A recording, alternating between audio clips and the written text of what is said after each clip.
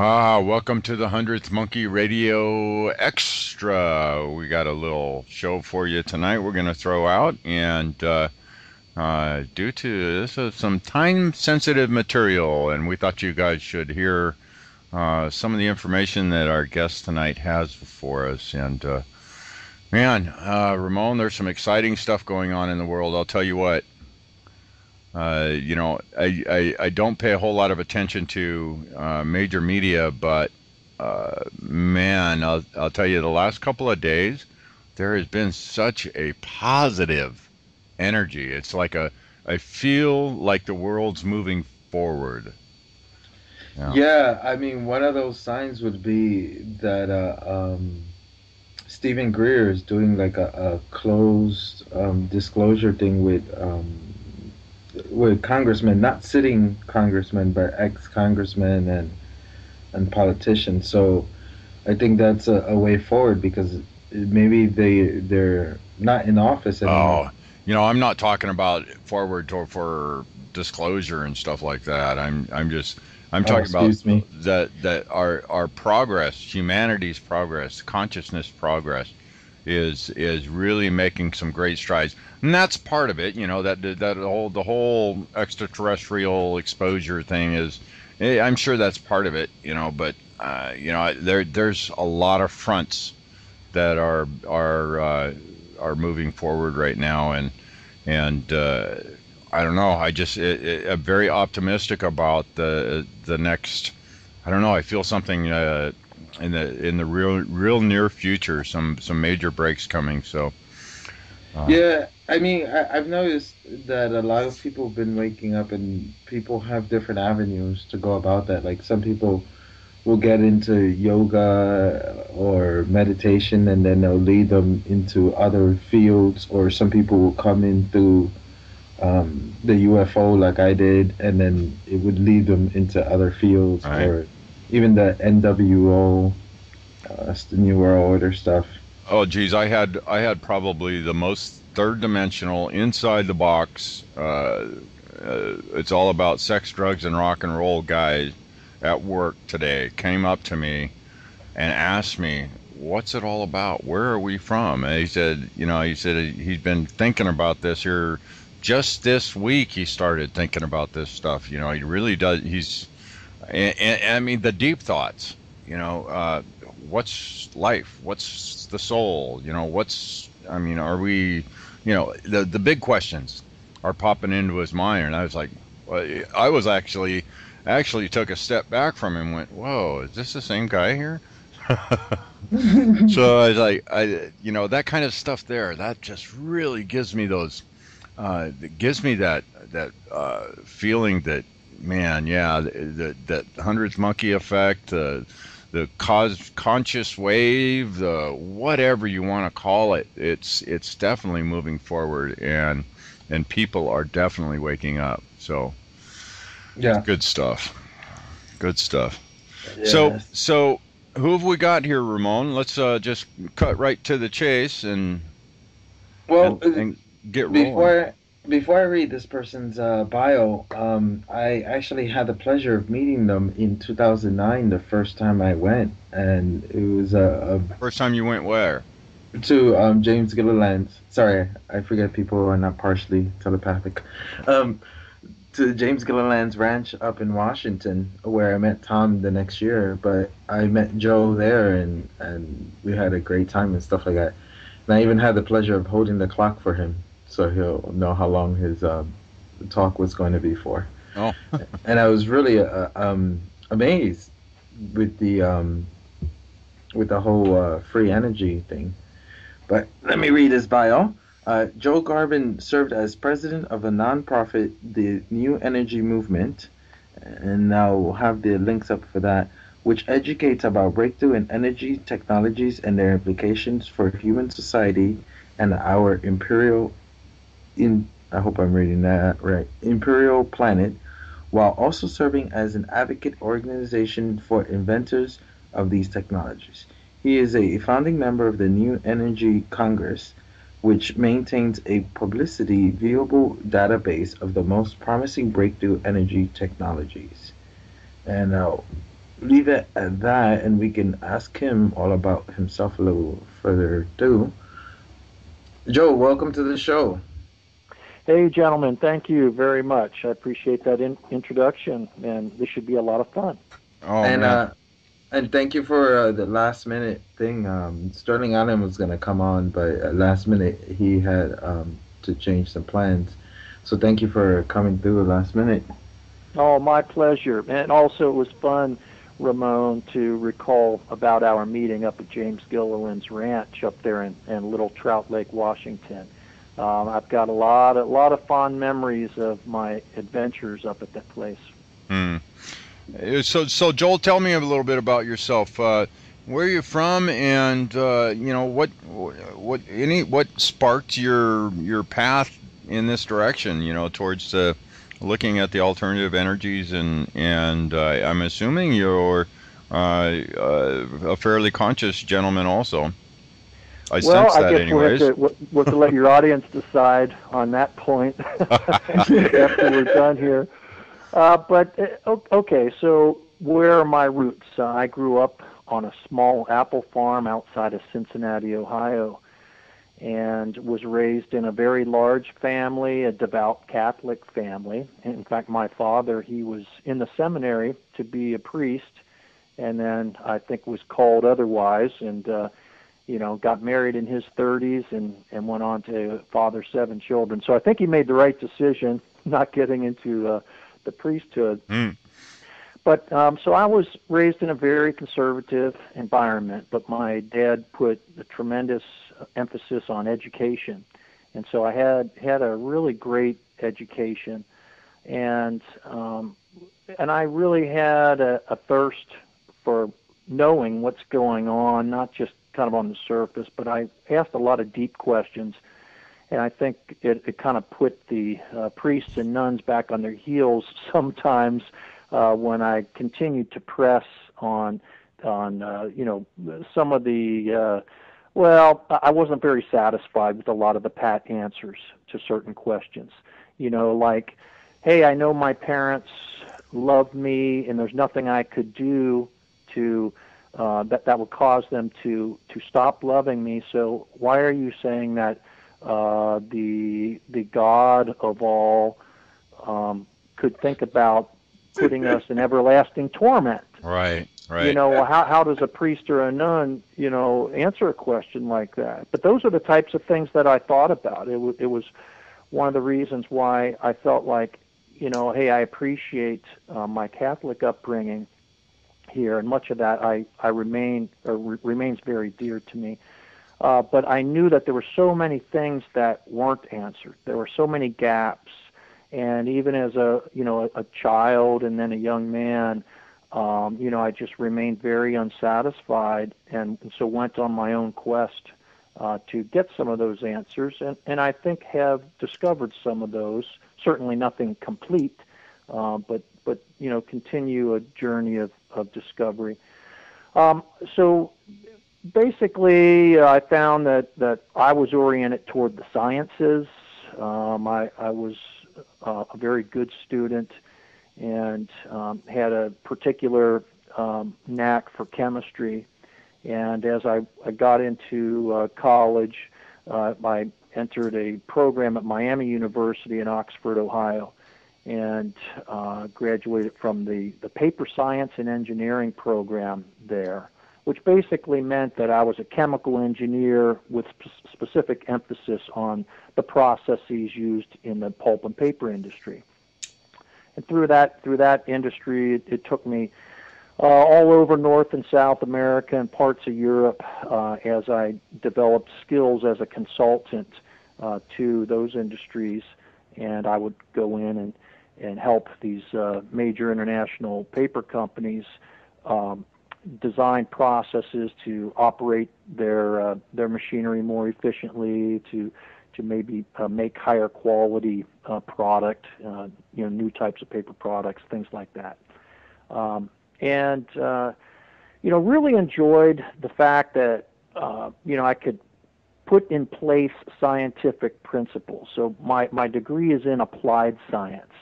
So I'm not so much concerned about the theory of things and how they work, but that they do in fact work and produce a benefit, whether it's a benefit in some type of material product that's being manufactured, or it produces a social benefit, because those two should go hand in hand. So I've always been much more concerned about whether when we do something, does it work. So I don't need to know that when we do push-ups, there's certain metabolic activities and enzymes and muscle fibrils that are being activated and all that.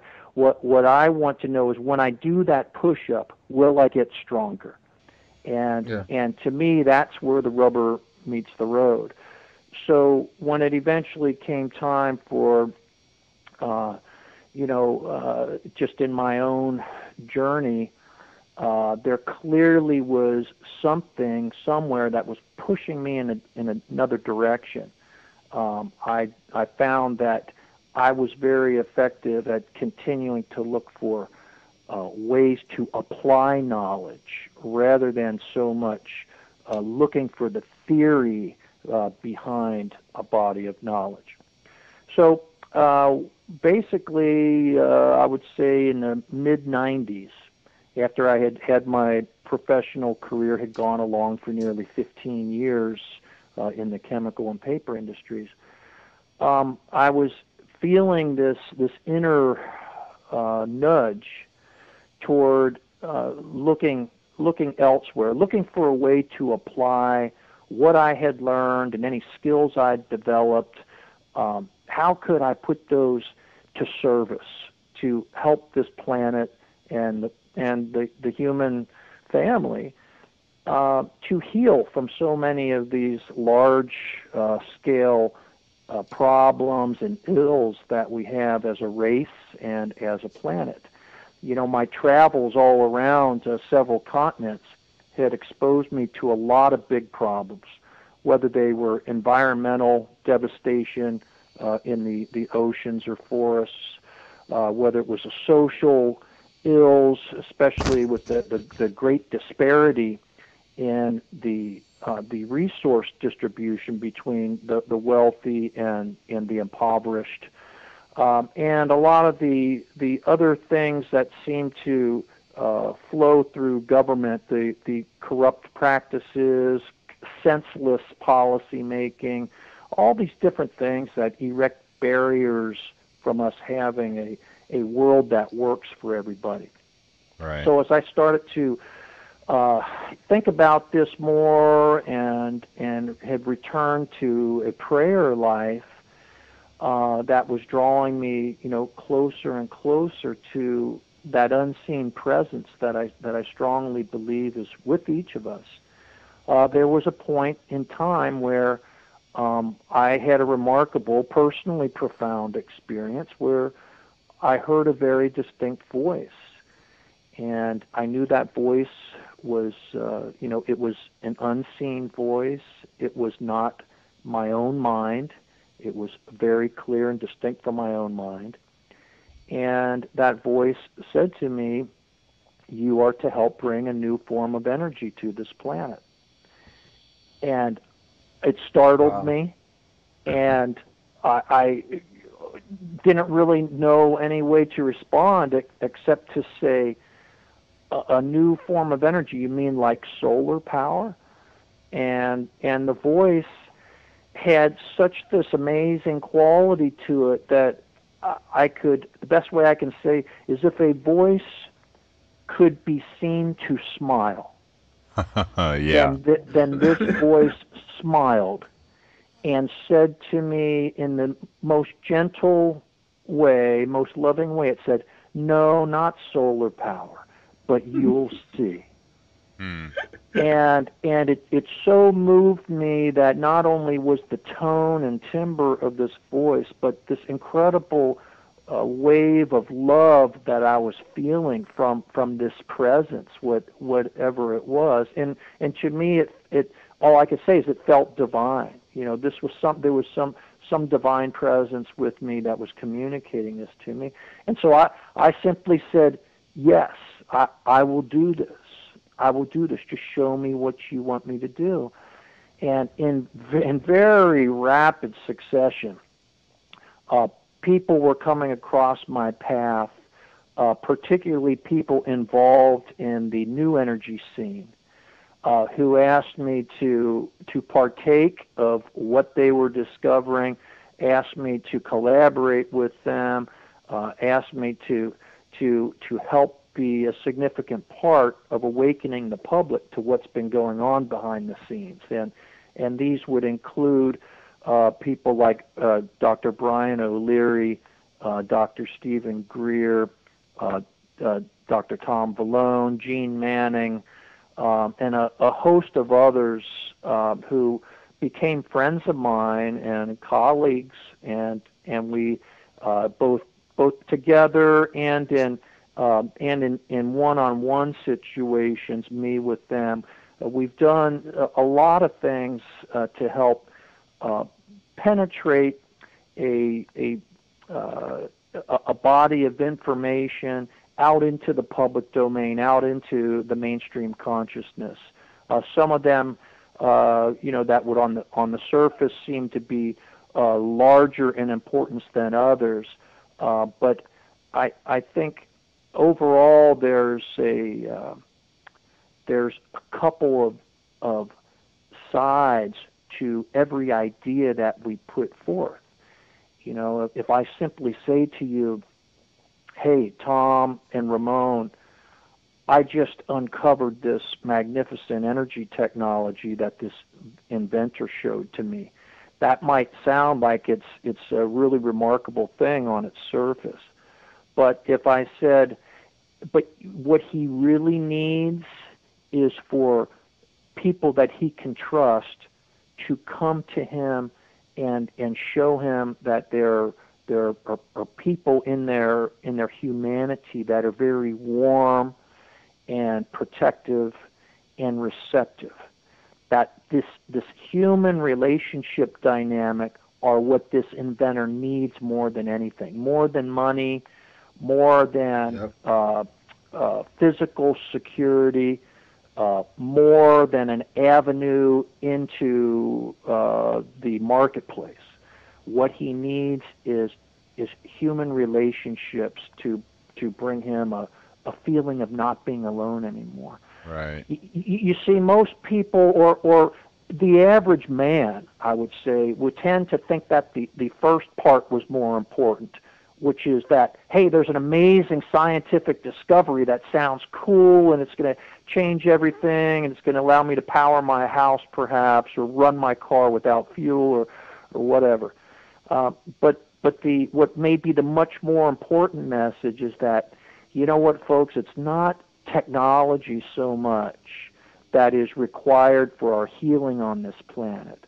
It really is people coming together with a common purpose and seeing each other as someone not separate from ourselves and from our own interests.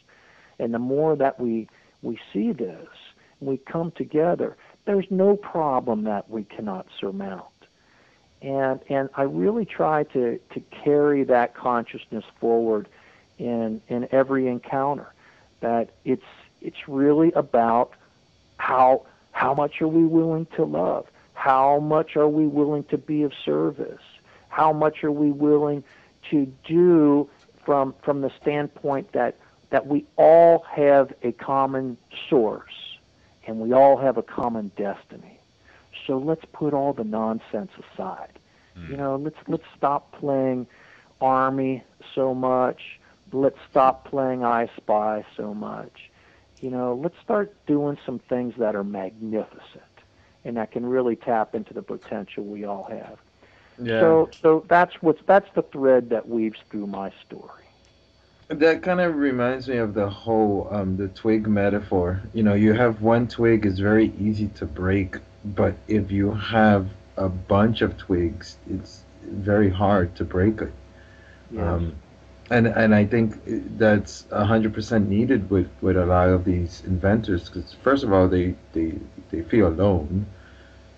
Second of all, a lot of them are disconnected from society because they're so into their invention that not always, but sometimes they don't tend to be as social.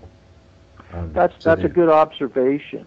And it's easy to become unbalanced and ungrounded, and actually quite a bit personally dysfunctional when you're closeted away, and you might be dealing with some truly anomalous phenomena that occur with some of these technologies.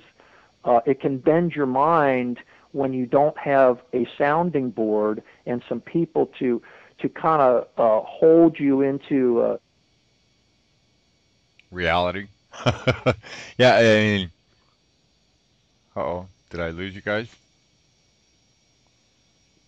I'm still here, but I don't know where he went. I His phone just like hung up. think we lost him. Us, not all the time, Yeah, but yeah, it, we it, lost it, you it, there for a minute, and it has a tendency to happen on some certain subjects that we do talk about. okay. That oh well, Yeah. c'est Okay. la vie. We'll keep moving forward. Yeah. Well, I was just commenting on the the inventor aspects that can isolate them from Right, people. right, And it's very important that when we support inventors, that not only do we bring a high performance team around them to help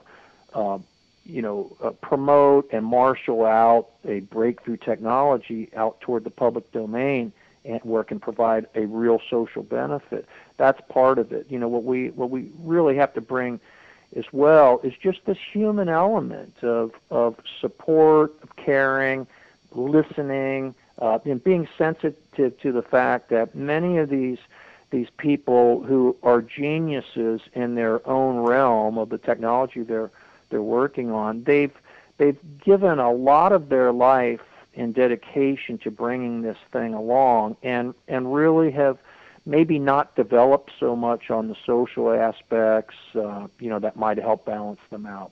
right, So right. yeah, I meet a lot of inventors, and I really do try to kind of put my own self aside and hear them out, hear their story, hear their concern, and reassure them that, look, there's many of us who care about what you're doing, and who want to show you the support and advocate for you, and and that we mean it, and when we intend to demonstrate that we're worthy of their trust. Yeah. A lot of times we end up being a piece of the puzzle that they need too. Yes. When you are able to open up and just interact with people on a real level.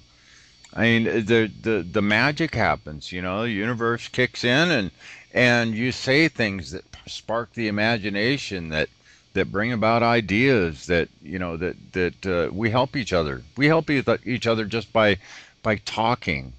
Talking to each other. That's one of the greatest things that we can do for each other on this planet, is to communicate. Yeah, Yeah, here's absolutely. here's a really good example of that, Tom. About an hour before our interview started here, I received a phone call from a former Iowa congressman, and he had become aware of my organization, the New Energy Movement, and he was very interested in what he discovered. And he said, after hearing me tell a bit of my story and background, and why I think breakthrough energy is so important to the healing of our planet, he revealed that he's very concerned about the climate change that's happening, and about a lot of the other implications of our current polluting energy paradigm. And we had a very substantial conversation, and he said, well, what would you think if I organized a venue for you to present this, the breakthrough energy story to wow. some incumbent congressmen and senators, ones who he trusts are not beholden to, the power brokers. Hmm. I said, well, that's quite an offer that you're extending.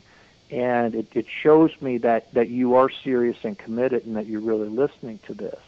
So we had a fabulous connection. I know this gentleman is sincere and he really cares.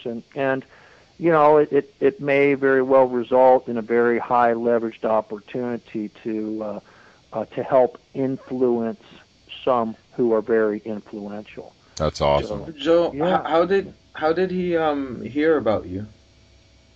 Well, he had, I believe he had come across the Sterling Allen's website, PezWiki. I think he had come across that and then had seen some reference to the new energy movement and just was kind of following some links, and then came across the book that my co-author Gene Manning and I had written called Breakthrough Power. And you know, he became very interested on a fundamental basis and said, look, I'm calling you to learn more, because he said, look, I wasn't aware of any of this as a congressman, but it sounds fascinating, and I want to know why you think that we haven't been going down the path of supporting these type of breakthroughs as a government and as a people. And of course, he's very articulate, very intelligent, and I'm not going to give you his name right now because I don't have I don't want to assume that permission. Right. Yet. Yeah, Not a problem. But you know, this gentleman is very well known, not only as a congressman but also as a private businessman. And for those who are in the sporting industry, I'll just say it like that, you would know his name very quickly, because of the type of business that he started. And but a great gentleman, and I've just so enjoyed having the conversation with him. So and he seems quite committed to making some things happen. So I mean, it's just an example of what you were saying, Tom, about just talking to each other, Right. And having the conversation, making the connections, sharing ideas, and then moving forward, just taking the simple next step. And next thing you know, some amazing things can happen, and they do happen all the time. Yeah. I'm really optimistic about this year for some reason. This year, even more so than any other time that I can recall, for those technologies actually getting out and getting to the public, getting to people, at least people getting access to the do-it-yourselfers getting access, that Right. sort of thing. I'm Right. really, really optimistic this year for some reason, and I don't know. I kind of keep my finger on the pulse of what's being developed out there and what's going on. At least the stuff that makes it to the alternative news outlets, anyways. Right. And there's a lot of people working on a lot of different things. And there's some really promising technologies coming out, but there's nothing that I have seen that is really dangling in front of your face saying, here it is. There's nothing out there yet that I could go down and that I've seen that I can go down and do the little background research and go completely off the grid right at this moment. But there's something coming. Right.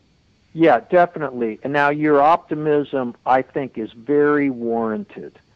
I'm hugely optimistic on this, and I share that feeling that this could be a real blockbuster year for a number of reasons. And I'll go through a few of those. I'd like to. Absolutely. We have there's just a number of technologies that are getting very ripe and ready to make that next push toward getting into the marketplace. And I think a lot of these are in the genre that falls under the cold fusion category. Your audience has probably heard of cold fusion. For those who were around at the time, back in the late 80s, 1989 to be specifically, is when the cold fusion announcement first came across the airwaves. And it was very rapidly, essentially, stomped on by a skeptical mainstream science community, and virtually 5 weeks after its announcement, it was pronounced dead by the New York Times, who of course were under pressure by various scientific constituencies who just wanted to see this thing roll up and go away. It was more like executed. A bullet put right between its electrodes, Right. So it was a real disservice that was done to not only those researchers who really did have something remarkable, but it was a real disservice done to humanity at large and to science. I am a scientist. I think it's very important to maintain the integrity of open inquiry. And that means that you be willing to look at the data, even if that data challenges your existing beliefs in some type of conventional theory, and including, and maybe especially, if that data is potentially disruptive to your own vested interest in your own line of research. All right? I don't think as a scientist you get to pick and choose what data should be looked at. You shouldn't be able to, but that's that's from what I've exactly what seen, happens. that is what happens. It is what happens because scientists, like everybody else, we're people, and as people, we do have vested interests, and we also do have this trigger called fear. So when we see something that's threatening what we hold dear, whether it's our profession, our reputation, our material resources, or our family, our standing in the community, or what have you, if we sense a threat there, we become afraid. And when people are afraid, they have one or two primary responses. It's either to run away from the threat or to stand and fight it, become quite defensive and violent. And that defensiveness and violence takes a number of different forms. And in the case of the new energy field, those who have felt their interests threatened, have done things such as scientists suddenly becoming unscientific and essentially trampling all over an emerging body of knowledge, like what happened in cold fusion. It could be where there's influence brought to bear so that certain scientists don't receive funding, they don't receive grants. Could be where some interests think that heavy-handed tactics in the way of threats, possible physical intimidation, things like that, or ransacking laboratories, all these kind of things. All of this nonsense has played out in various instances. It's real. It's gone on. We need to look at that maturely, recognize it for what it is, and also understand why it comes about. It comes about because there are human beings here on this planet, each one of us, who have this fear response hardwired into us. Now, that doesn't mean that we need to just dismiss the fact that we have that capacity to respond to threats in low-minded ways. We need to continue to call for a higher level of rationality and response to these things. Because we are all stakeholders in how this whole new energy scene plays out.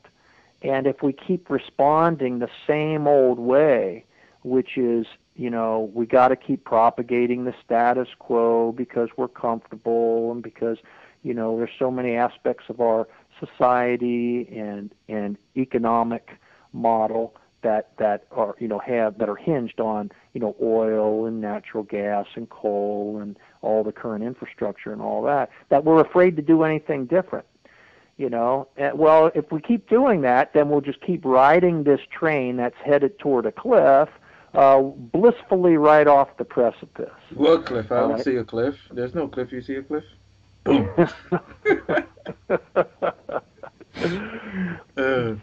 So the point being, we have to learn to just look at the fear and say, okay, it is what it is, but let's make different choices.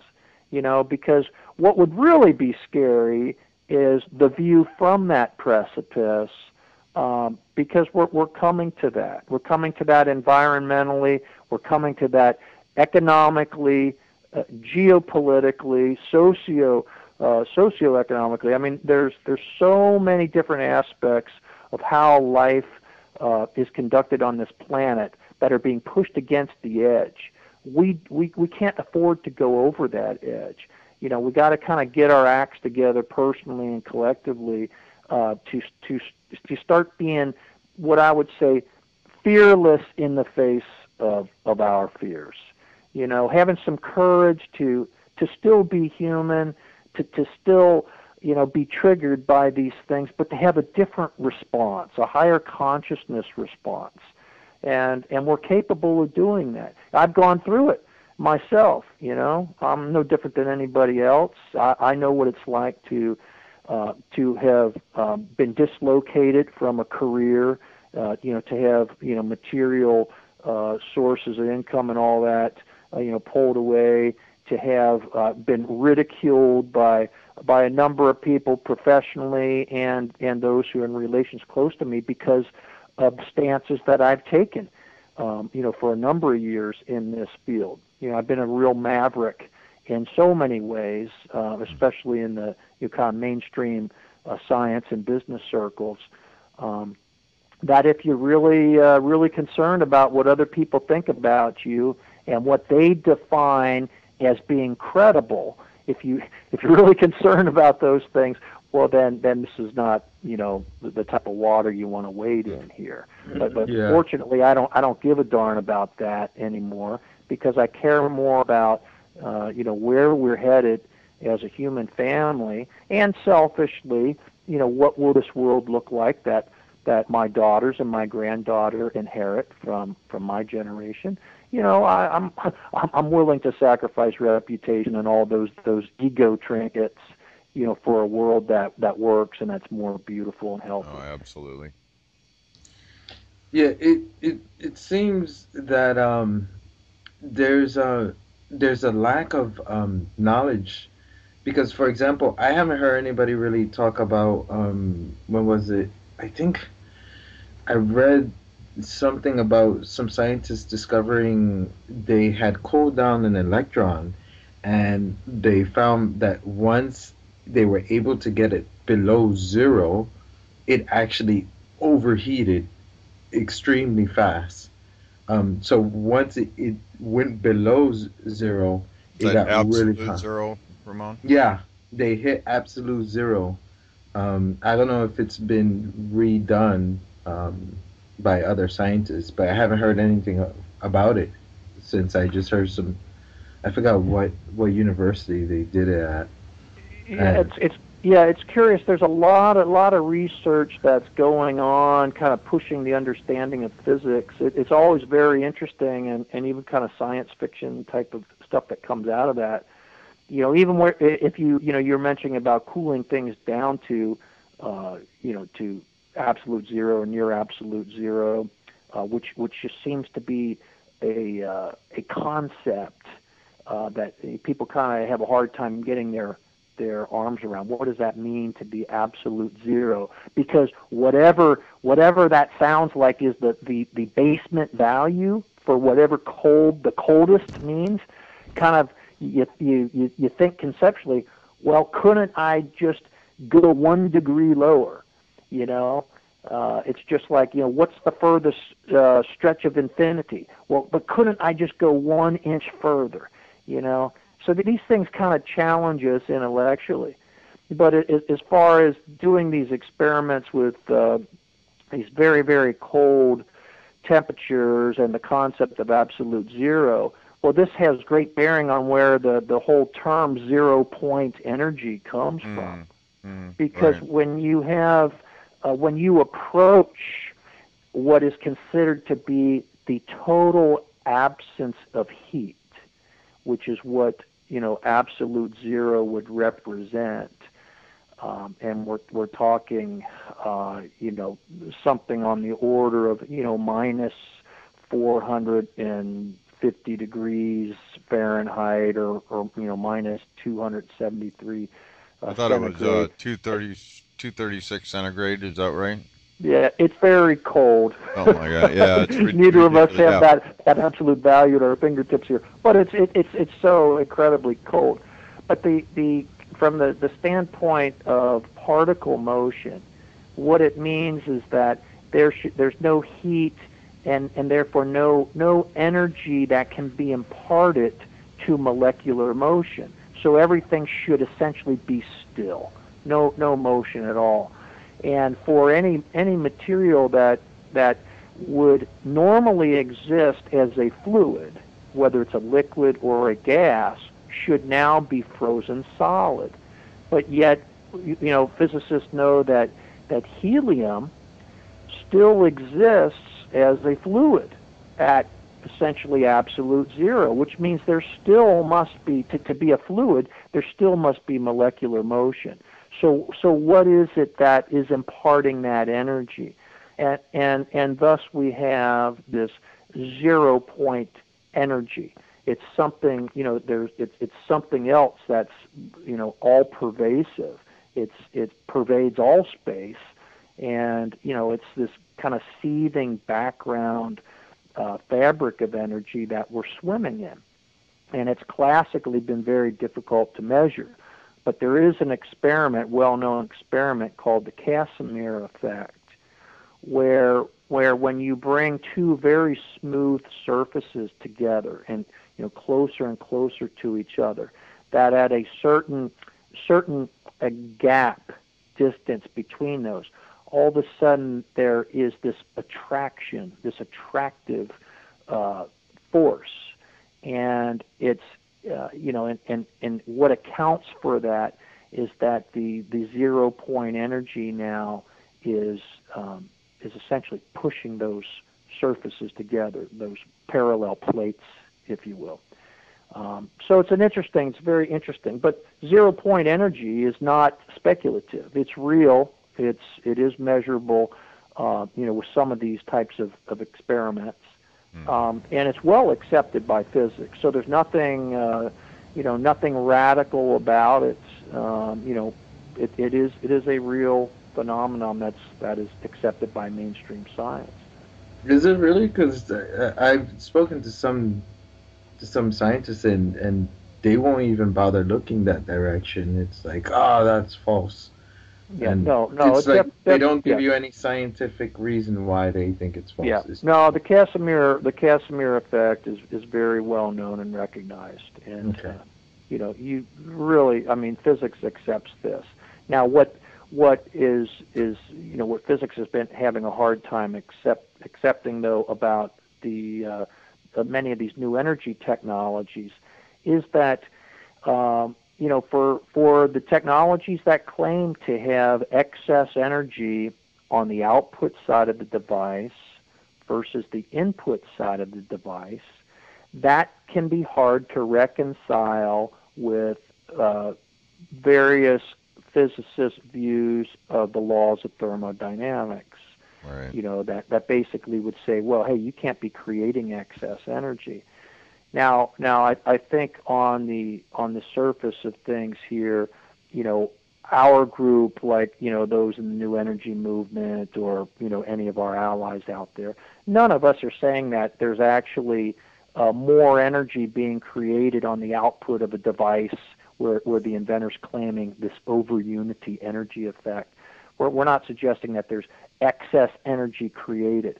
What we're saying is that the measurable energy going in, that we have instrumentation and very widely recognized methods for measuring that input energy, like electrical current, let's say, all right, where we can measure that very precisely using well-known principles of measurement and testing.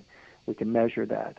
And then on the output side of a device, let's say it's a one of these cold fusion devices.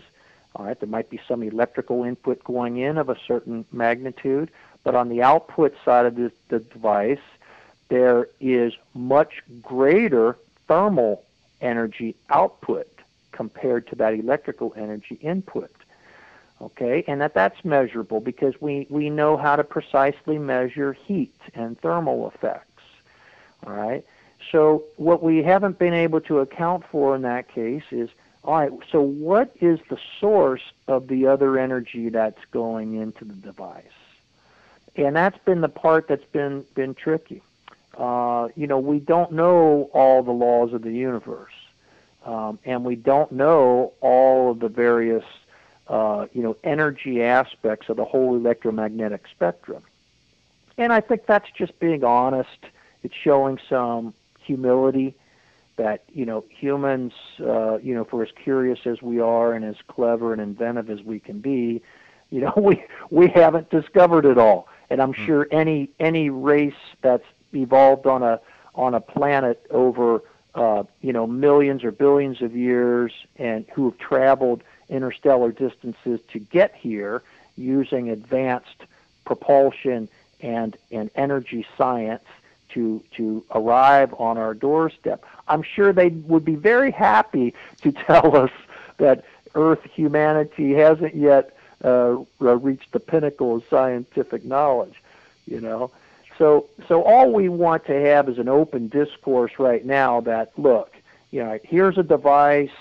We can accurately measure what's going in as far as conventional inputs such as electricity, and we can measure output energy effects like heat or light, or mechanical power, horsepower and torque, things like this. And if practically speaking, this device is producing a practical increase in energy yield on the output side compared to the input, well, heck, this is something that's highly valuable to us. Yeah. Especially if it's doing this in a clean way, that's producing inexpensive energy. It looks sustainable. It's something that could be widely distributed, doesn't have harmful environmental footprint attached to it. All these things. I mean, the applied scientist in me says, tag on it, folks. Let's use this. Let's explore this. Let's use it. Let's don't get caught up in all the theoretical stuff. Again, let's don't examine why a push-up might work and keep us from actually doing them. Let's get on and start doing them because it's going to make us stronger and healthier. You know what I mean? Yeah. Is there anything that you see that it's kind of showing itself out the window a little bit, and you can somewhat see it coming out in this year or hopefully next year? Yeah, well, I think I think some of these processes that are using again, these kind of come under the cold fusion genre, although the names have been changed to protect the innocent. Like often you'll hear the acronym LENR for low energy nuclear reactions. That's often used as a cover term for what prior would have been just called cold fusion, but because the cold fusion was so badly trampled as junk science, and you cannot get a patent even still to this day if your patent application refers to cold fusion, using another descriptor for it, like low energy nuclear reactions or chemically assisted nuclear reactions or other such things as that. There are a number of processes that are using nickel, especially a powdered nickel. That's the ECAT, right? Together with hydrogen, hydrogen gas. It's not just the ECAT. There are other companies that have sprung up using some variant of nickel and hydrogen.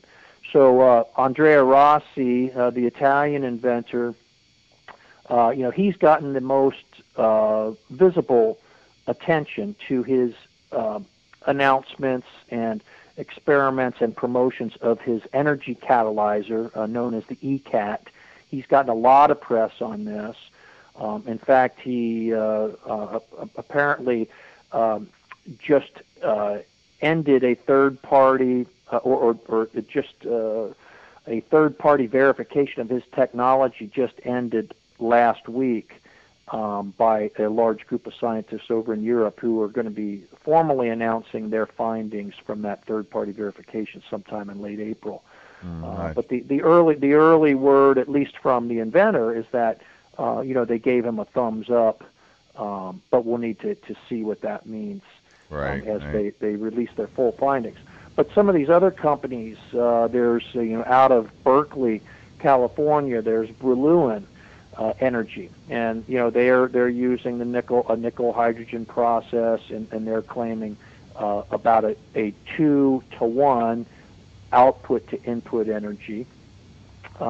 You have the folks at Nanospire who are doing a type of cavitation process where the water is being agitated to produce these very, very tiny bubbles, and that the agitation of the water is called cavitation, and it produces these small little bubbles in the water, and when those bubbles collapse, they create a shock wave and actually can send out a very very high energy jet of plasma that has been extruded from that collapsing bubble, and that energetic plasma can actually cause nuclear reactions to occur. It can melt metal, it can fuse elements, it can actually cause nuclear transmutation, and there's an incredible realm of new scientific possibilities from a technology that can cause essentially very easy, controllable transmutation of elements. You're looking now at what might eventually give rise to a Star Trek, the simulator, whatever they called the thing, where you simply said, I want a roast beef sandwich, and right. and it synthesizes Replicator. one right in front of you. Yeah, the replicator, whatever they called that thing. Yeah. But what's becoming increasingly apparent is that the transmutation of elements, which is a nuclear process, that this is incredibly common. When there's a number of type of spark and plasma arc type of phenomena, where when you're putting a very high voltage spark across a metal electrode gap, when you examine that metal later, after you've had this plasma generated for some time, you see that there are new elements that have been formed in that metal, which is indicative of there having been transmutation, and that suggests that exact same thing is occurring every time there's a lightning strike. So it is very likely that nuclear transmutation is occurring every time that we see lightning, whether it's going through the air, whether it's hitting water, whether it's hitting the ground. There likely is some transmutation of elements happening there. You have this very high voltage, high energy, spark, essentially. Even in the area of biology, there's some very interesting experiments that show that there's a process called biotransmutation, where living organisms apparently have the ability to transmute elements into different forms. So there's some studies that were looking at chickens and the production of chicken eggs. So, chicken eggs primarily, the shell is primarily formed of calcium carbonate. And there were some very, very well-controlled experiments that monitored the amount of calcium that went into the diet of the chicken, that knew how much calcium was already present in the chicken as far as its skeletal structure and such. And then they measured the input calcium compared to the output egg production and the calcium that was in those eggs. And they found that, hey, we cannot account for the excess calcium that is being excreted by the chicken in the form of the eggshells. Didn't you do that with crabs and crab shell too? Yeah, I think that could be done. Yeah, definitely. I think there's a number of living organisms that have been examined this way. And what it suggests is that inside living organisms, the biological process itself has an amazing capacity to rearrange elements to suit the needs of the organism. There's an intelligence built in to do this. Now, would it surprise anyone that might help explain some miraculous healings, some dramatic things that occur in the human organism? That we have capacities so far beyond what science would typically try to teach or explain. Because I think miracles are all around us all the time, and that there's such a vast landscape to explore in these realms. I think it's just incredible. The one experiment that I did that really brought it home to me was the Dr. Emoto's rice experiment. Are you familiar with that one? I'm familiar with Dr. Emoto and his water experiment. Okay, well he did a rice experiment also where he took 3 containers and in the containers he put 3 equal amounts of rice and 3 equal amounts of water. And every day he'd say to one container, "I love you. You're beautiful." Positive reinforcement to the first container. Second container, he did, "I hate you. I want to kill you. You're horrible." Very negative energy towards it. And he ignored the third container, and he just watched the results. And this is a repeatable. Every time I've got the same results.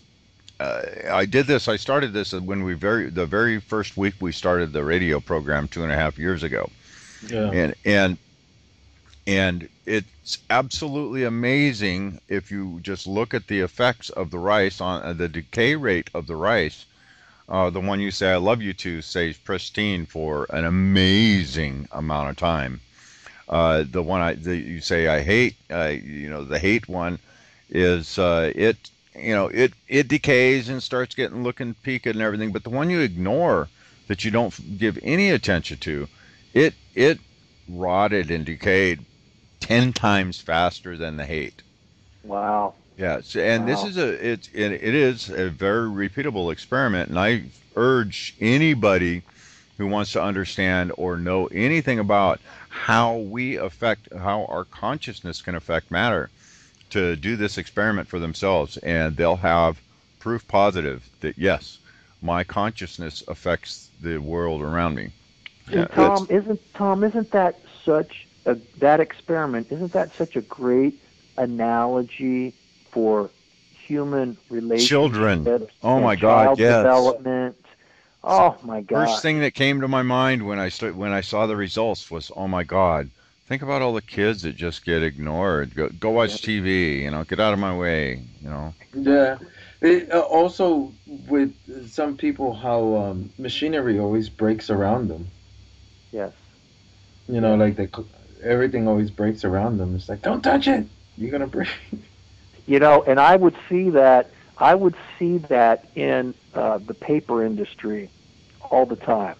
So, when I was, a consultant to the pulp and paper industry, if you've ever been in a paper mill, there are these monstrous pieces of equipment, the paper machine itself, which seems like a living entity, in that, you're feeding it in one end, all this water and fiber and chemicals and all this, and out the other far end comes these giant rolls of paper, all right?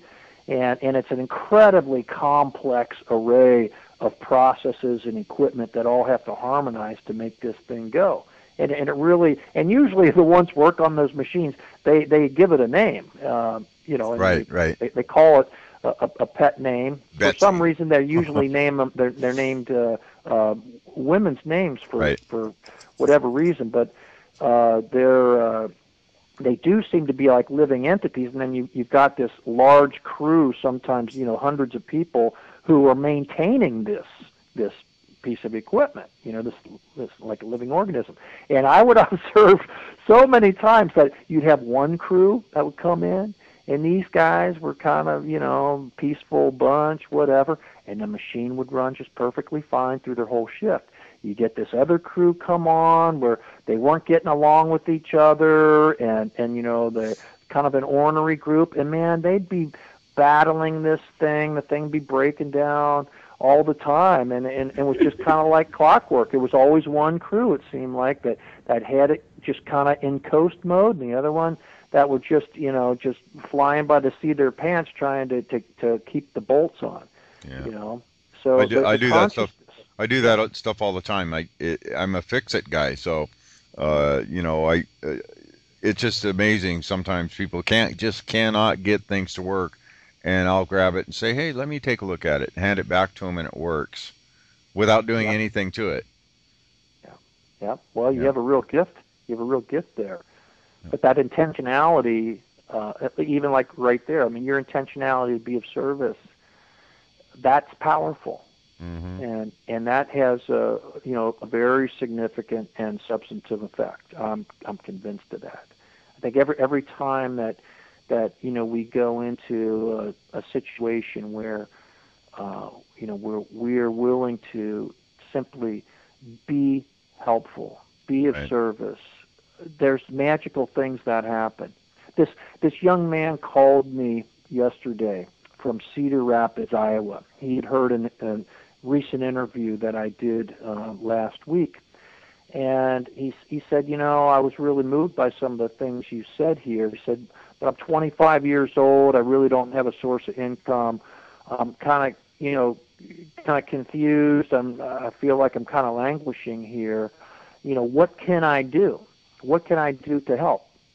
He says, because it sounds like this new energy movement thing is something that's really exciting and that we need to have happen. And after talking to him for a while and more just hearing him, I said, there's one real easy thing I can ask you to do that I think would kind of serve as a springboard for you in some other areas, and that was I said, take a look at Foster and Kimberly Gamble's Thrive movie. Do that. That will stimulate a lot of thoughts in you that you can discuss with your family and friends, and should provide some awakening on some levels there. I said, but try doing this. One day this week, just commit yourself to smile at everyone you encounter. Just smile at everyone, and just do that for a day, and just see what happens. I guarantee you something amazing will happen. And because you may not be aware of it, but you may end up having someone who was contemplating taking their life have now been brought back off the edge, because they were wondering, how could this complete stranger see something lovable in me enough to smile at me? And you may not ever know the outcome of that, but sometimes you will find that something very amazing is manifest for you there, just because you've done something as simple as smiling. And then the next day, try this. Be vigilant of every one of your thoughts of grievance and attack, because you will find that the average person has dozens, if not hundreds, of these in a given day. And if you are willing to just commit yourself to be vigilant for one day, that every time you become aware of a thought of attack or grievance, to look at it. You don't even have to forgive it, but just be willing to notice it and look at it. And if you do that, by the end of that day, something incredible will have happened. Yeah. And so that was, I didn't ask this guy to volunteer to host a presentation or to donate money or anything like that. All of which are other things that maybe some others do at some point. But for this young man, it seemed like just something very simple was appropriate. And I hope he gives a call back at some time, because I'd love to hear, what he, if he did do it. Nice. A very good sound advice. Yeah. Awesome. That's great. That's fantastic stuff. So what are you working on now? What kind of projects have you personally got in the works with you and your organization? Well, this is something that I'm really looking forward to talking to you about here. New energy movement for pretty much since we were founded 10 years ago, our main focus has been on educational outreach. It's to help wake up the mainstream public to the fact that there's lots going on behind the scenes in breakthrough energy, and that there are implications for all of us in this. We're all stakeholders in the outcome. All right. We feel like we can't rely on the government and elected officials to lead this transformation, because there's been no indication that is a reasonable expectation. Right. Because the way the money trail works in the political circles, the status quo is what you can bank on being the case. So people have to wake up, get educated, and make a decision. Are we willing to lead? And I believe more and more people are waking up to that, and that's part of the optimism that I want to share with people. But a new initiative that New Energy Movement is taking on comes closer to the inventor themselves. And, there's all kinds of technologies that we're made aware of, because the inventors contact New Energy Movement, and they contact some allied organizations that our colleagues lead. And something that we've come to consensus on is this. There is a tremendous propagation on the internet of inventor performance claims regarding their technology. And there's more of them all the time. All right?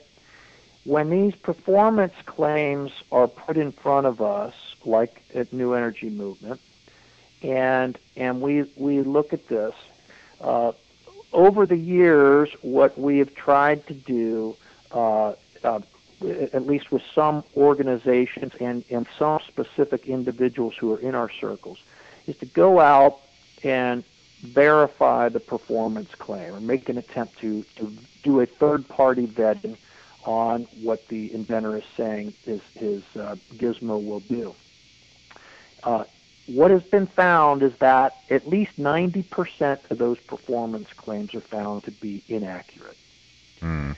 And so it's resulted in a tremendous squandering of resources, both time, money, and personal energy, that has been expended in chasing technologies that do not merit that endeavor. So we've been chasing down a lot of dogs.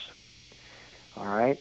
What we've come to conclude is that the main reason this is happening is that, well, actually there's several pronged reasons.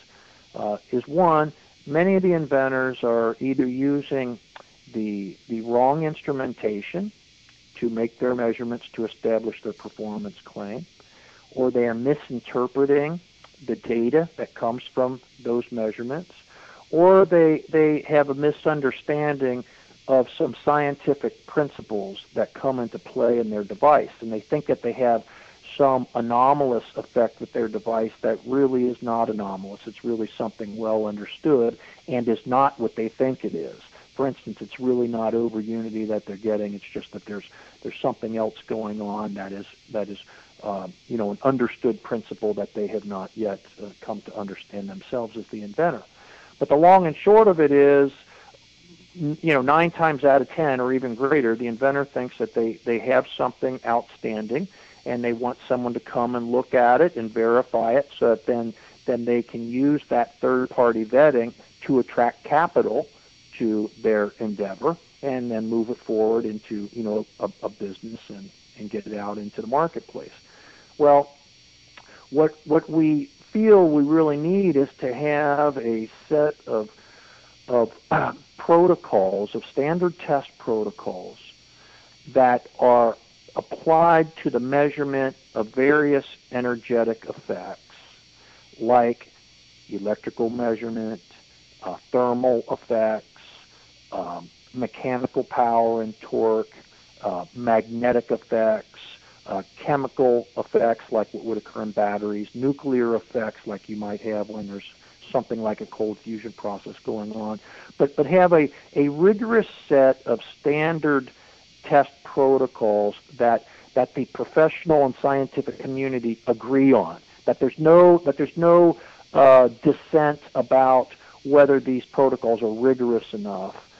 Everyone basically agrees that yes, those are the best existing protocols to apply when you are doing measurement and testing and establishing your performance claim.